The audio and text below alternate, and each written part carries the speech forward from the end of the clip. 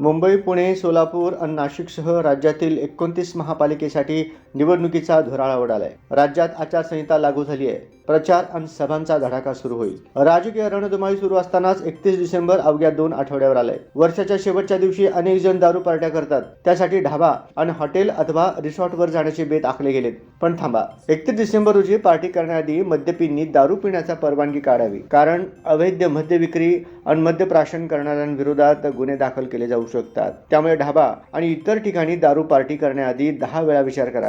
कचाट्यात सापडल्यास मोठ्या कारवाईला सामोरे जावे लागेल. वर्षाचा शेवटचा दिवस म्हणजे 31 डिसेंबर हा दिवस अनेक जण जंगी सेलिब्रेशन करतात. पण यंदा निवडणुका असल्यामुळे कठोर कारवाई होण्याची शक्यता आहे. निवडणुका आणि 31 डिसेंबरच्या पार्श्वभूमीवर डाब्यांवरील पार्टी, अवैध मद्य विक्री, वाहतूक, साठ्यावर राज्य उत्पादन शुल्क विभागाचे लक्ष आहे. हॉटेल अथवा ढाब्यांवर कोणी मद्य विक्री करून मद्यपींची सोय करीत असल्यास कारवाई होईल. हॉटेल, ढाबा मालक आणि मद्यपींवरही गुन्हे दाखल केले जातील. नियमानुसार परमिट बार सोडून इतर ठिकाणी परवानगी नसताना मद्य विक्री, मद्यपान करता येत नाही. पण अनेकदा राष्ट्रीय महामार्गावरील ढाबे, हॉटेलवर मद्यपींसाठी अवैध दारूची सोय करून दिली जाते. पुणे ग्रामीण, सोलापूर, ठाणे, नाशिकसह सोलापूरमध्येही अनेक बिअर शॉपी, हॉटेलमध्ये देखील असेच चित्र आहे. या पार्श्वभूमीवर आता संबंधित ढाबा, हॉटेल चालक व तेथील मद्यपींवर गुन्हा दाखल केला जाऊ शकतो.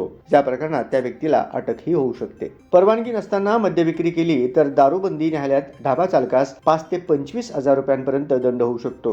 तर मद्यपीस 1 ते 5,000 रुपयांपर्यंत दंड ठोठावला जातो. त्यामुळे 31 डिसेंबरला पार्टी अथवा सेलिब्रेशन करण्याचा विचार करत असाल तर मद्यपींनी 1 रुपयात ऑनलाईन परवाना काढून घ्यावा, असे आवाहन राज्य उत्पादन शुल्क विभागाने केले आहे. महापालिका निवडणुकीची आचारसंहिता आणि 31 डिसेंबर या पार्श्वभूमीवर कारवाईसाठी राज्य उत्पादन शुल्क विभागाकडून पथके वाढविण्यात आली आहेत. अवैध दारू विक्री, वाहतूक, साठ्यांसंदर्भात काही माहिती असल्यास 1800 23 39 999 या टोल फ्री क्रमांकावर किंवा 84 22 00 11 33 या व्हॉट्सअप क्रमांकावर तक्रार करता येईल, असे राज्य उत्पादन शुल्क विभागाच्या सोलापूर अधीक्षक भाग्यश्री जाधव यांनी आवाहन केले आहे.